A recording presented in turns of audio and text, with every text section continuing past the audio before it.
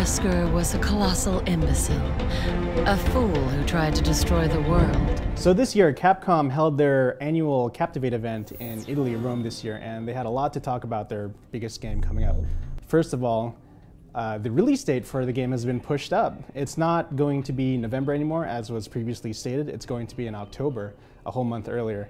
And it was definitely something that everyone in the audience was talking about, but from what the producer Hiroyuki Kobayashi was saying, they were really excited about seeing everyone excited for the game, and they basically negotiated with the rest of the development team, and they're trying to get the game out sooner than expected. It's a little worrisome, but what it turns out is that everyone in Capcom is all hands on deck.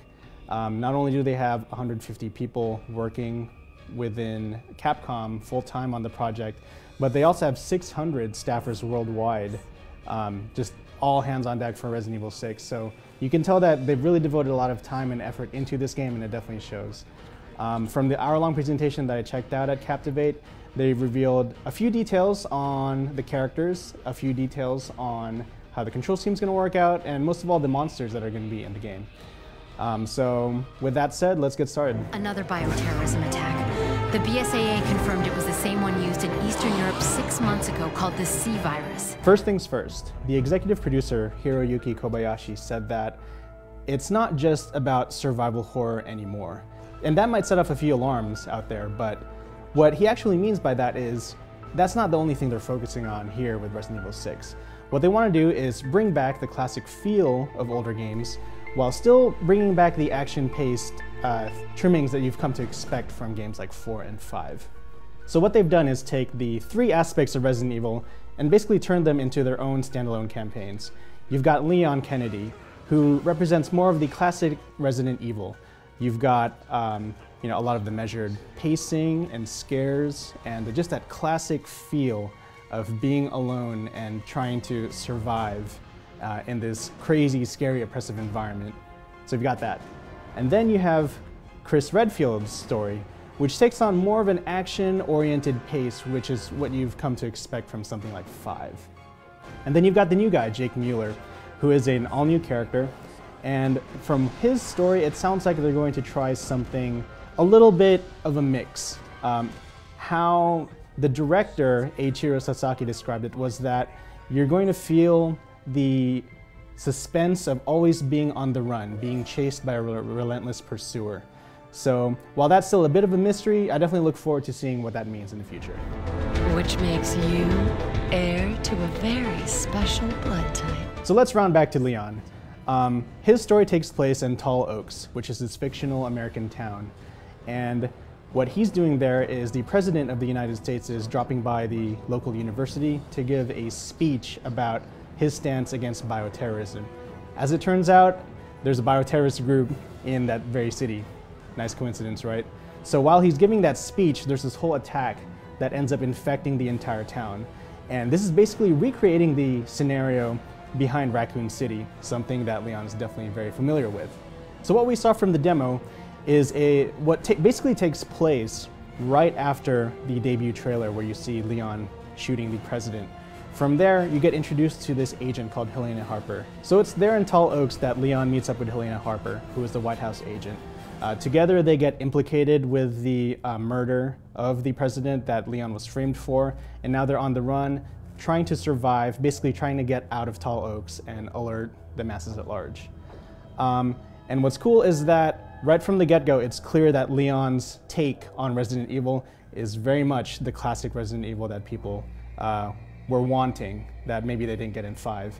So after exiting the office, complete darkness. You've got this spooky mansion-looking area, which is the main banquet hall of the university. And the power went out. How convenient. You've got a lot of thunderstorms. You've got spooky antique furniture.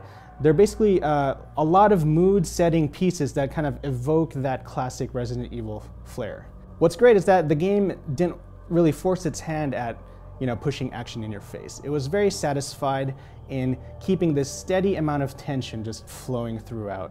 And actually one of the big plot points that you encounter during Leon's initial chapter is you find this a professor or some kind of staff member who works at the university, and he's looking for his daughter.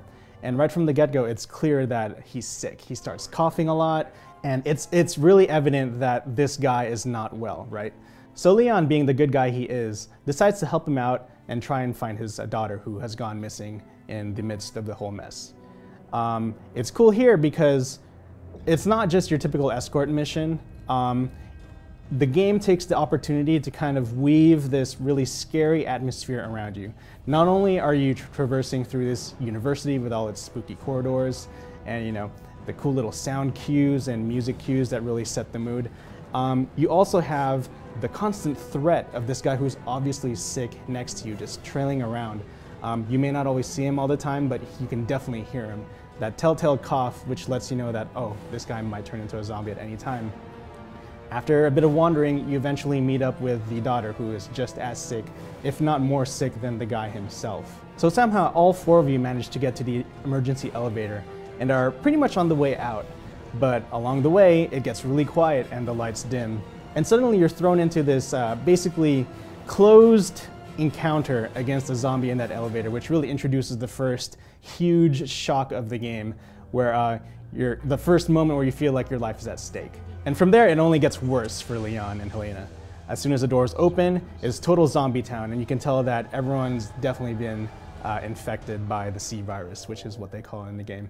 So that's Leon's story, and primarily what they showed off in terms of gameplay for Captivate. But apart from that, Capcom also briefly went into the separate stories of Chris and Jake. So with Chris, you're going to experience something close to what you've played in Resident Evil 5. It's very action-oriented, very much in the vein of the blockbuster style kind of action that they've set pace with the series lately. And his story takes place in China. And apparently he encounters this life-changing event 6 months prior to the events of the game, which changes his outlook on life and fighting bioterrorism around the world. HQ to Alpha Team, no change to your mission. Suppress the bioterror outbreak while proceeding to point Ace of Spades. And then last but not least, we have Jake, who is the new character to the Resident Evil franchise. Jake, who was this mysterious mercenary that they introduced in the debut trailer, was actually just confirmed by Capcom to be none other than Wesker's son, his biological son. Apparently Wesker had a child with an unknown woman, and Jake is going to be basically the new young blood of the crew. He's working odd jobs as a mercenary in an Eastern European country, basically getting whatever money he can to send back home to his mom.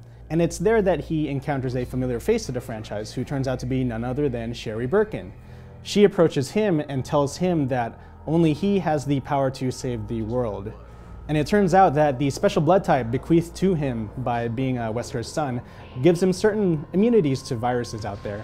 And it's an important plot point that plays out later in the story. One thing that the director Eiichiro Sasaki pointed out was he thought that it would be interesting to kind of introduce these two characters who were very much entrenched in a history of viruses. Looking at Jake, of course, who is the son of Wesker, meeting Sherry, who some may remember was infected by her own dad with a certain strain of virus.